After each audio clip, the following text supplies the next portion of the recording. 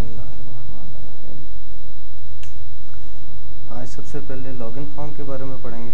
ठीक है, तो लॉगिन फॉर्म से रिलेटेड हम पहले अपने लिए एक डेटाबेस क्रिएट करेंगे। ठीक है, एक डेटाबेस बनाएंगे। तो डेटाबेस हमारी दो किस्म की है, एक हमारी लोकल डेटाबेस है और एक सर्विस बेस्ड है। तो सबसे पहले हम लोकल डेटाबेस पढ़ेंगे। लोकल डेटाबेस का कोई भी हम नाम दे देंगे। फॉर एग्जांपल हम कर देते हैं इंस्टीट्यूट मैनेजमेंट सिस्टम। ठीक है, या इंस्टीट्यूट मैनेजमेंट सिस्टम। ठीक है,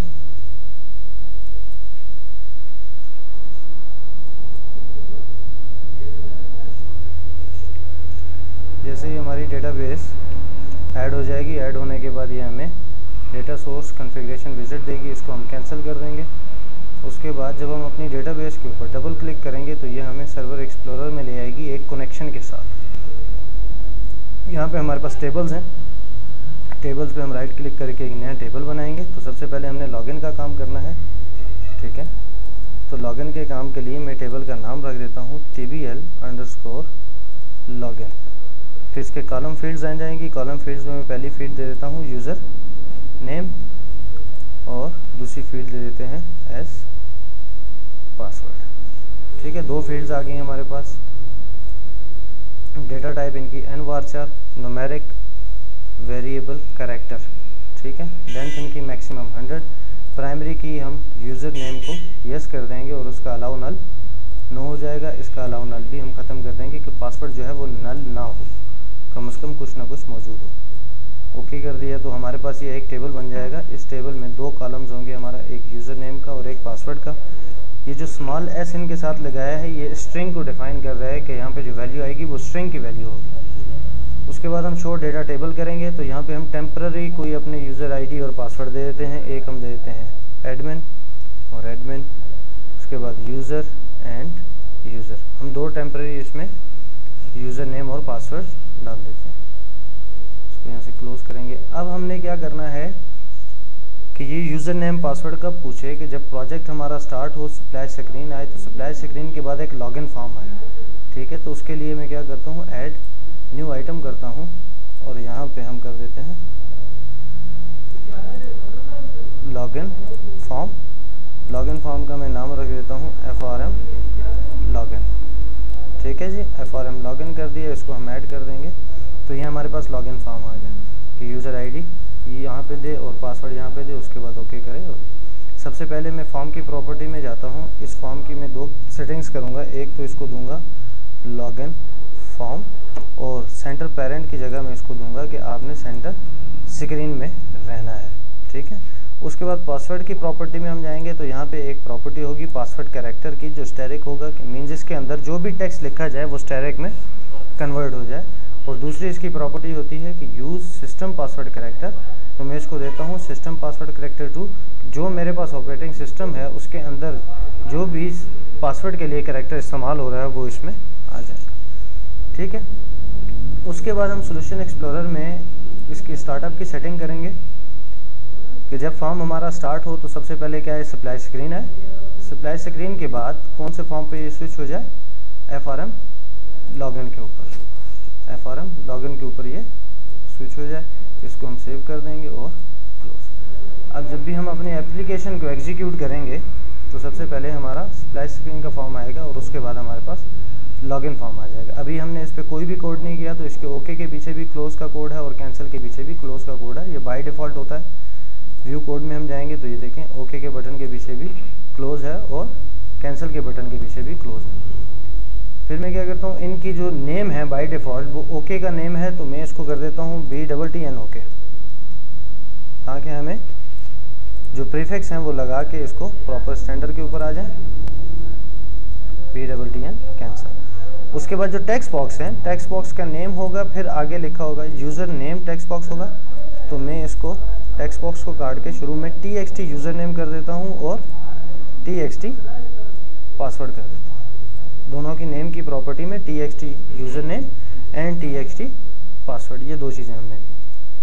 अब हमने क्या करना है कि जब यूज़र यहाँ पे ओके करे जो भी यूज़र आईडी पासवर्ड दे ओके करे, तो ये यूज़र आईडी पासवर्ड कहाँ जाके ढूंढेगा, इस डेटाबेस में जाके ढूंढेगा, इस लॉगिन के टेबल में जाके कि इस यूज़र नेम में क्या है और पासवर्ड में क्या है। अगर ये दोनों फील्ड्स इन दोनों फील्ड से मैच करती हैं तो देन ये क्या करे, हमें अलाउ करे अपने मेन फॉर्म की तरफ, कि उसके बाद ये मेन फॉर्म पे यूज़र को जाने की इजाज़त दे, अदरवाइज़ मैसेज दे दे कि आपका यूज़र आईडी या पासवर्ड गलत है। ठीक है, तो इस काम के लिए ये हमारा फ्रंट एंड है और ये बैक एंड है। इन दोनों में कनेक्टिविटी के लिए हम जो टर्म इस्तेमाल होती है डॉटनेट में प्रोग्रामिंग में, उसको कहते हैं ADO dot net, ActiveX data object dot net. ठीक है, जिसमें कनेक्शन कमांड्स, रीडर्स, स्केलर, जितने भी डेटा अडॉप्टर, डेटा सेट, ये जितने भी ऑब्जेक्ट हैं, कंपोनेंट हैं डेटाबेस से रिलेटेड, उन सब जो हैं वो ADO के अंदर आ जाते हैं। ADO अपना कोई भी इंटरफेस नहीं है। ठीक है, ये सब काम कोडिंग के थ्रू आप करते हैं, विजिट्स के थ्रू करते हैं, ऑब्जेक्ट्स के थ्रू करते हैं। ठीक है, तो सबसे पहला काम हमारा ये है कि हमने इस डेटाबेस तक जाना है। ठीक है, तो मैं क्या करता हूँ, ओके के बटन के ऊपर जब यूज़र ओके पे क्लिक करे तो क्लिक करने के बाद ये एक डेटाबेस का कनेक्शन बनाए। मैं इसके बाय डिफ़ॉल्ट जो कोड है उसको क्लोज करता हूँ। डेटाबेस का एक कनेक्शन बनाए तो मैं यहीं पे इसको कनेक्शन दे देता हूँ, dim connection as a new SQL। जो हमने काम किया हुआ है, जो डेटाबेस बनाई है वो लोकल डेटाबेस है, उसको कहते हैं माइक्रोसॉफ्ट के अंदर SQL कंपोनेंट कॉम्पैक्ट एडिशन है। ठीक है, तो कॉम्पैक्ट एडिशन को हम बाय डिफ़ॉल्ट कॉल नहीं कर सकते। जो हमारा सर्विस बेस्ड है, ये SQL और SQL क्लाइंट जो है ये सर्विस बेस के लिए इस्तेमाल होता है। तो सबसे पहले हमने इस कंपोनेंट डेटाबेस को कॉल करने के लिए क्या करना है, कॉल करने के लिए इसका एक DLL है जिसको हमने इंपोर्ट करवाना है या उसके रेफरेंस को ऐड करवाना है। तो हमारे पास जब आप शो ऑल फाइल्स करेंगे तो आपको रेफरेंसेस नज़र आएंगे। तो यहाँ पे आप रेफरेंसेस के ऊपर राइट क्लिक करके ऐड रेफरेंस भी कर सकते हैं और प्रोजेक्ट की प्रॉपर्टी में भी जाके रेफरेंसेस को ऐड कर सकते हैं। उसके बाद मैं डॉटनेट को सिलेक्ट करूँगा, असेंडिंग और डिसेंडिंग ऑर्डर में करूँगा। असेंडिंग ऑर्डर में करने के बाद मैं S और Y को प्रेस करता हूँ तो ये हमें आ जाएगा सिस्टम के ऊपर, और सिस्टम ने हमने एक चीज़ उठानी है, system.data.sql सर्वर कॉम्पैक्ट एडिशन। ठीक है, इसको हम ओके कर देंगे तो ये हमारी रेफरेंस में ऐड हो जाएगा। जब ये रेफरेंस में ऐड हो जाएगा उसके बाद हम SQL लिखेंगे तो हमारे पास एक नई चीज़ आ जाएगी, नया नेम स्पेस आ जाएगा SQL सर्वर CE के नाम से। ठीक है, CE, उसके बाद मैं डॉट इसको देता हूँ SQL सर्वर CE का कनेक्शन। कनेक्शन देने के बाद जैसे मैं ब्रैकेट डालूंगा तो दो चीज़ें आएंगी, या तो मैं इसको नल छोड़ दूं, बाद में कनेक्शन की स्ट्रिंग दे दूं, या मैं यहीं पे इसकी कनेक्शन स्ट्रिंग दे दूं। तो यहाँ पे हमने कनेक्शन की स्ट्रिंग देनी है, पाथ देना है कि कनेक्शन कहाँ से उठाएगा। ठीक है, तो उसके लिए कनेक्शन की प्रॉपर्टी आप यहाँ पे डायरेक्ट लिख भी सकते हैं, डेटा सोर्स इक्वल टू जो भी आपकी डेटा डायरेक्टरी है उसके अंदर जो प्रोजेक्ट है वो लोकल के लिए। और दूसरा ये है कि जो आपने डेटाबेस आपकी बनी है उसकी आप प्रॉपर्टी में जाएंगे तो यहाँ पे आपको कनेक्शन स्ट्रिंग मिल रही होगी। इस कनेक्शन स्ट्रिंग को आप सिलेक्ट करें, कॉपी, और यहाँ पे लाके पेस्ट कर दें। ठीक है, अब ये मैंने पेस्ट कर दी। तो इसमें पेस्ट होने में एक छोटी सी चीज़ है कि डेटा सोर्स के आगे जो पाथ आ रहा है वो पाथ मेरे सिस्टम का आ रहा है, जो मेरे सिस्टम पे इस वक्त चल रहा है।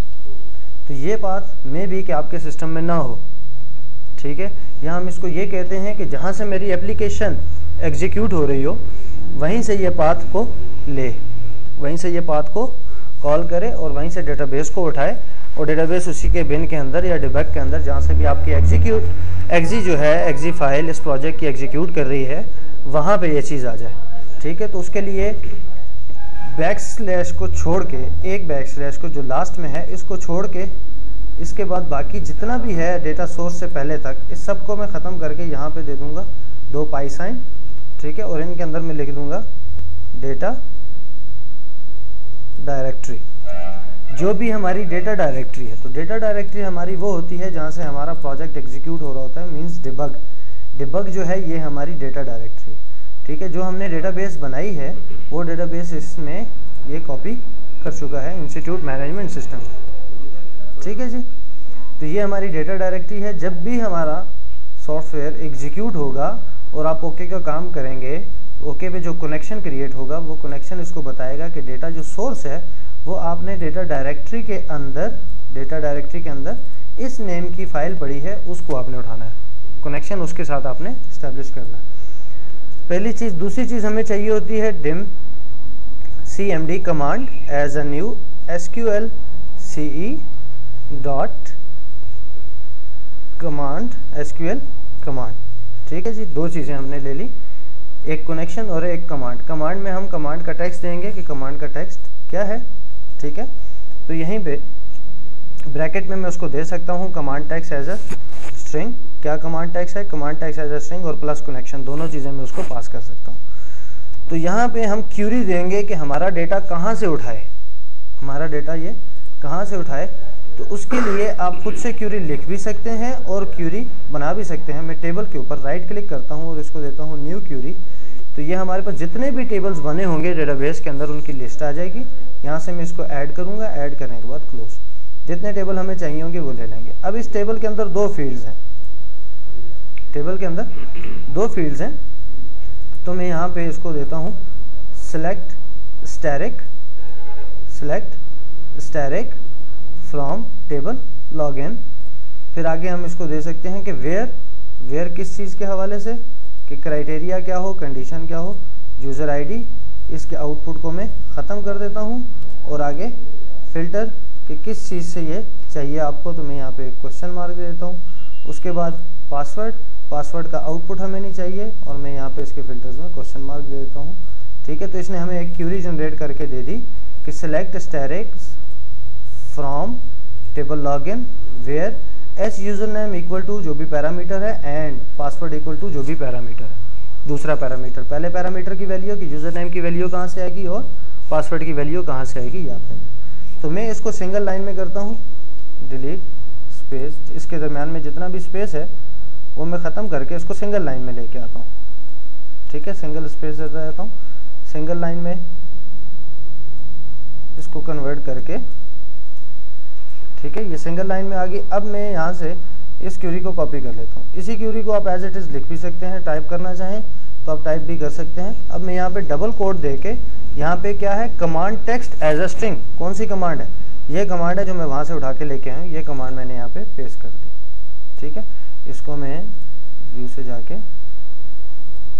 जो हमारी वर्ड व्रैप है उसको मैं ऑन कर देता हूँ। ठीक है, तो मैंने इसको कहा सिलेक्ट, यहाँ से हम टेबल का नाम ख़त्म कर देते हैं, सिंगल टेबल है, select static from TBL login where user name equal to. तो यहाँ पे हमने देना है कि पैरामीटर की वैल्यू क्या होगी, कहाँ से यूज़र नेम उठाए। तो इसको मैं ख़त्म करता हूँ और यहाँ पे सबसे पहले दो सिंगल कोट, उसके बाद दो डबल कोट और उसके अंदर आके दो एंड के साइन दे दूँगा। ये चीज़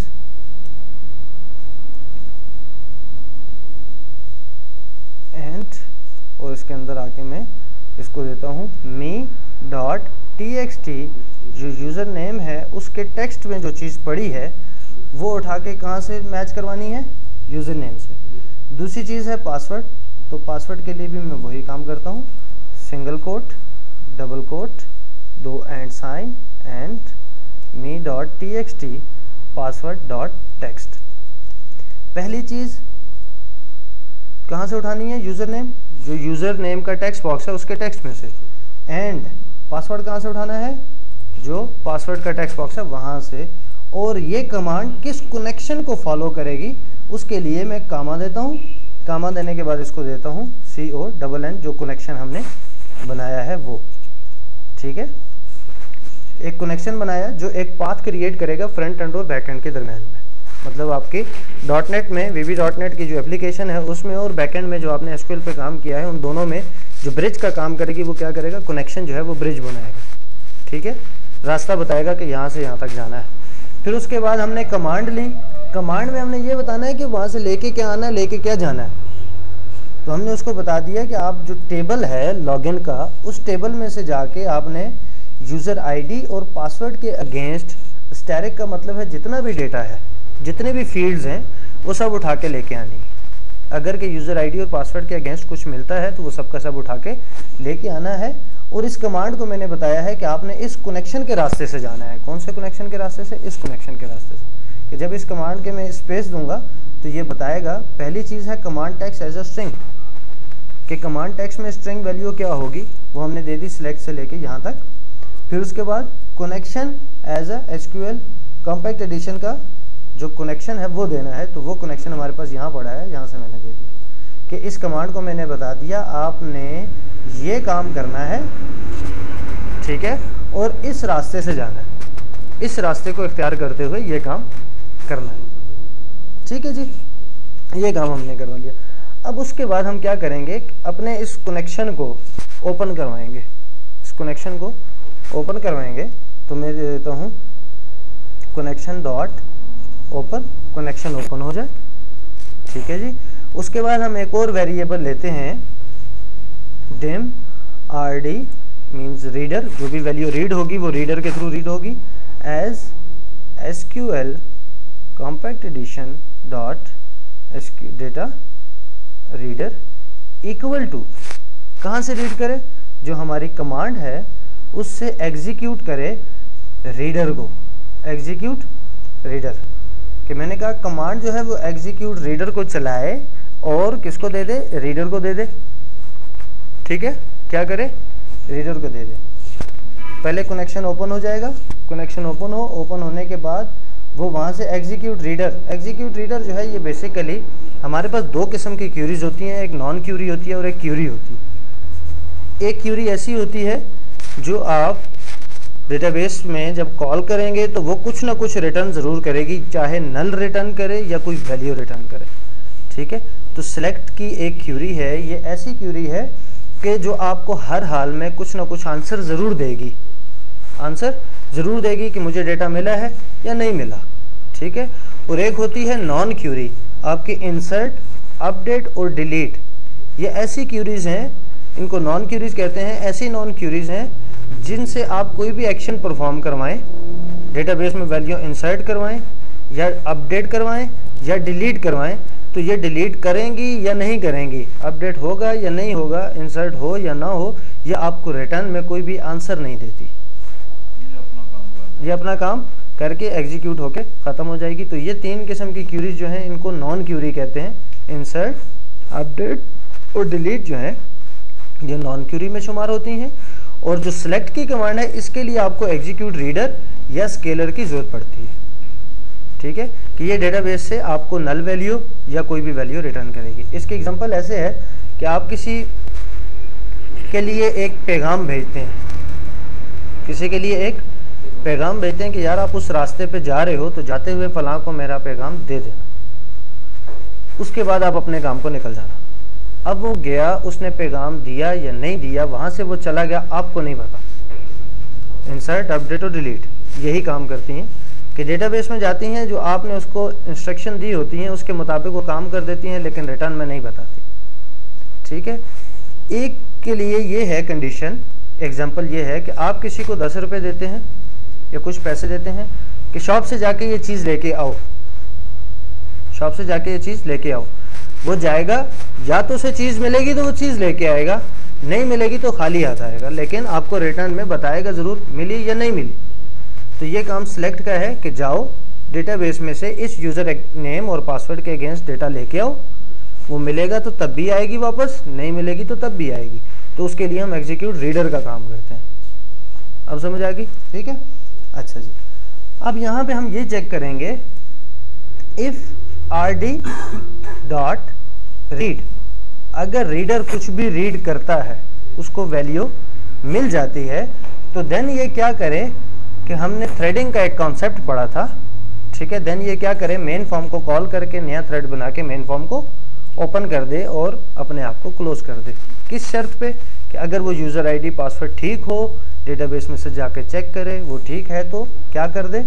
फिर उसके लिए हम एक सब रूटीन डिफाइन करते हैं, जो हम पहले भी कर चुके हैं, प्राइवेट सब रूटीन स्टार्ट मेन फॉर्म के नाम से, और इसमें हम दे देते हैं एप्लीकेशन डॉट रन, क्या चीज़, new FRM main, FRM main की application as a new application run करो, ठीक है।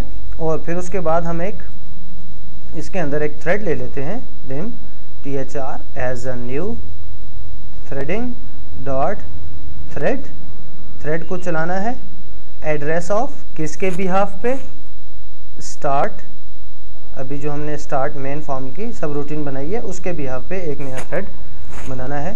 तो थ्रेड को हम दे देते हैं स्टार्ट करो, थ्रेड को स्टार्ट करो और मी डॉट क्लोज कर दो, मुझे क्लोज कर दो। उस सूरत में कि यूज़र आईडी और पासवर्ड ठीक हो, रीडर को डेटा मिल गया हो। एल्स अगर ना मिला हो तो फिर क्या करे, एक मैसेज बॉक्स शो कर दे। क्या शो कर दे जी, मैसेज बॉक्स शो कर दे, यूजर नेम और पासवर्ड इज नॉट वैलिड, ठीक है, कामा। उसके बाद हम मैसेज बॉक्स का स्टाइल या व्हाटएवर जो भी आप रखना चाहते हैं, ठीक है। तो स्टाइल में मैं दे देता हूँ एक्सक्लेमेशन साइन, ठीक है, message box exclamation sign. Button okay का ही रहने देंगे, इसीलिए मैंने सिर्फ एक्सक्लेमेशन साइन दे दिया। और इसका हम टाइटल दे देते हैं रॉन्ग यूजर नेम और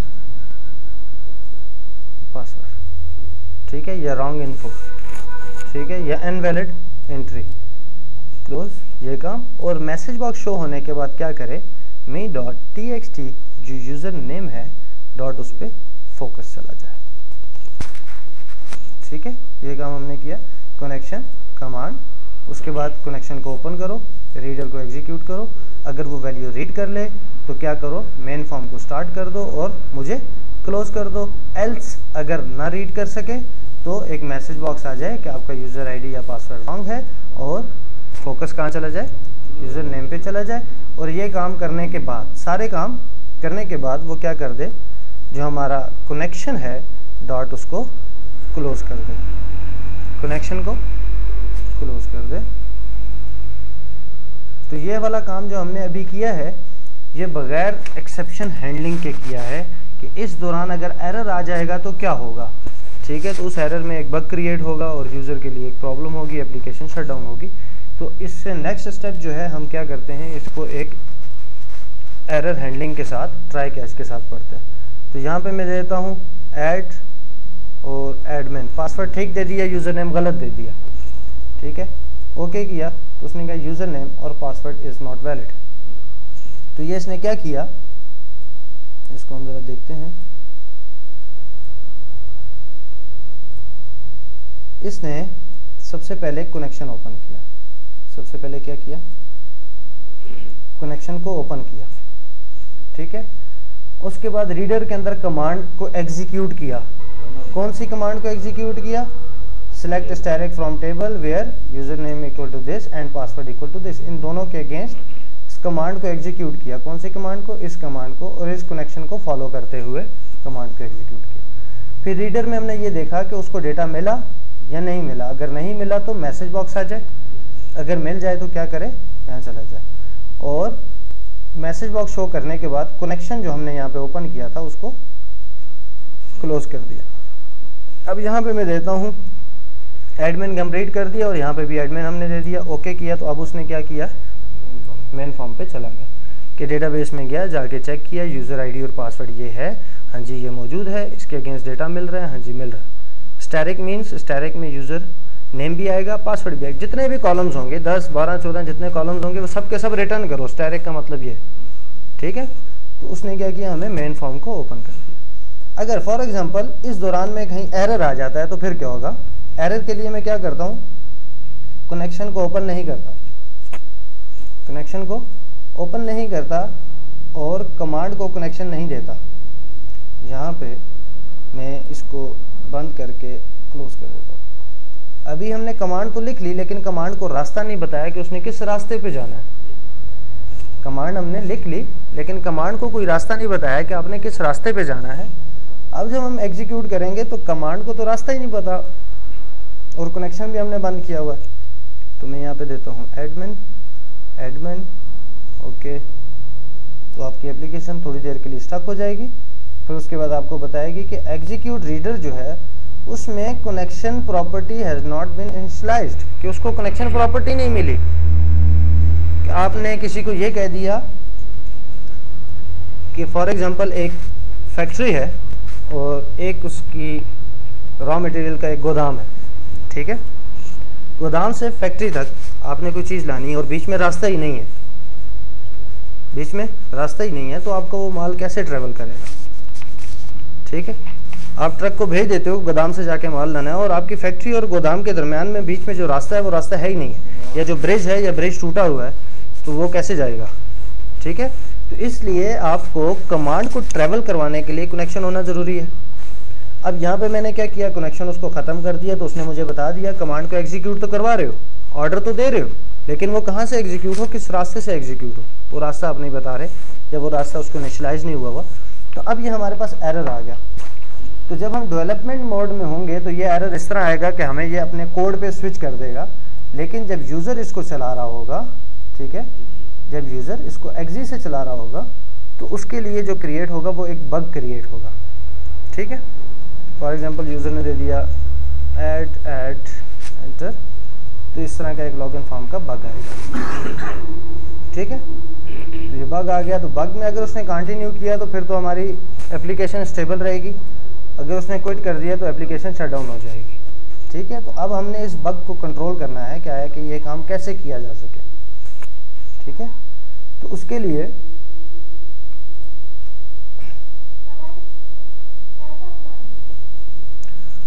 तो यहाँ पे हम क्या करते हैं, इस सारे काम को ट्राई कैच के अंदर करते हैं। ट्राई कैच एक टर्म है, एक टेक्निक है एरर को हैंडल करने के लिए। तो इस काम से पहले हम ट्राई कैच को स्टडी करते हैं, क्या है कि ट्राई कैच करता क्या है, उसमें कितने किस्म के ब्लॉक्स होते हैं और कौन सा ब्लॉक किस कंडीशन में एग्जीक्यूट होगा, ठीक है। तो टॉप पे आके इस कोड के टॉप पे मैं लिखता हूँ ट्राई, उसके बाद इंटर करूँगा तो ये हमारे पास एक सिंटैक्स जनरेट होगा, ट्राई कैच एंड ट्राई। एक ब्लॉक ट्राई का बनेगा, एक कैच का बनेगा, कैच मीन्स पकड़ लो, कैचेस पकड़ लो, एक्सेप्शन मीन एरर, जो भी एरर है उस एरर को पकड़ के किसको दे दो, इस वेरिएबल को दे दो, ठीक है। कहाँ पे एरर है, जो ट्राई के अंदर हम जो काम करेंगे वहाँ पे जो भी एरर है। तो अब ये सारे का सारा कोड मैं उठाता हूँ, सारे का सारा कोड एज इट इज़ यहाँ से उठाया और इसको ट्राई के अंदर डाल दिया। अब इस कोड में हमारे पास एरर मौजूद है, ठीक है। इस कोड में हमारे पास यहाँ पे एरर मौजूद है कि हमने कनेक्शन नहीं दिया हुआ कमांड को और कनेक्शन को ओपन भी नहीं किया।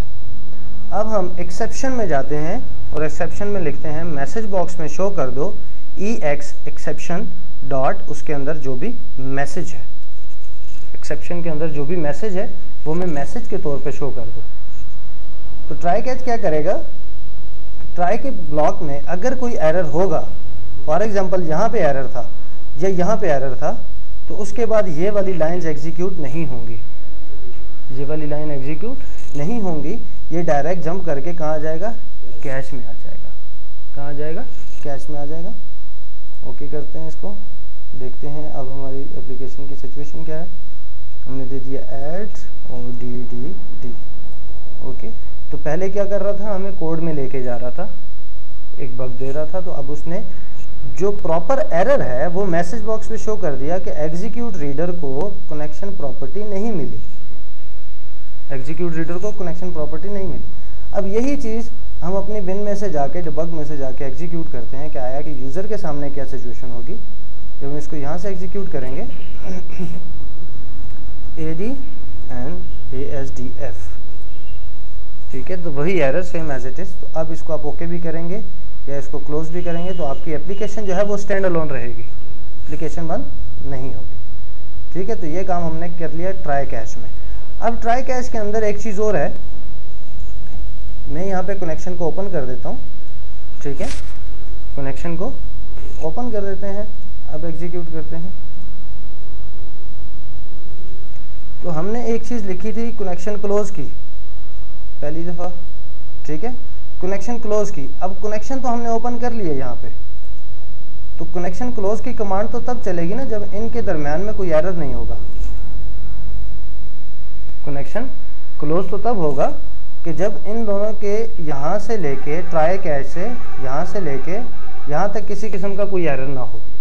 अगर एरर होगा तो जिस लाइन पे एरर आएगा उस लाइन के बाद वो जंप करके यहाँ पे आ जाएगा, बाकी लाइन जो है वो नहीं चलेगी, ठीक है। तो इसके लिए एक और ब्लॉक हम पढ़ते हैं फाइनली का, एक और ब्लॉक जो हम पढ़ेंगे वो है फाइनली का ट्राई कैच, और फाइनली कैच के बाद और एंड ट्राई से पहले